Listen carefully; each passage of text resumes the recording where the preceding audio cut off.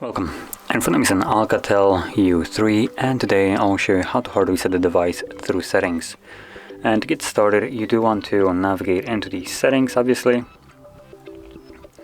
From here, scroll almost all the way down once it loads up.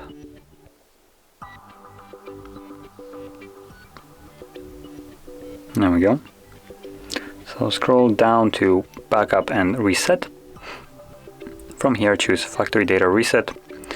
It will give you a message that performing this will remove basically everything from here. So things like music, photos, user data, apps. If there's anything like that that you would like to keep, back it up beforehand, otherwise you'll lose it permanently. But assuming you have already done it or you don't want to, tap on reset phone and then erase everything. Now before I tap on erase everything, I will mention that your device needs to have at least 30% battery, otherwise it will stop you from performing this. That's why I am plugged in. So let's tap on it, confirm it, and it should start right now. So this will take probably like 5 minutes or more, so just be patient, but once it's finished we will then be greeted with the Android setup screen. So I'll be back once that is visible.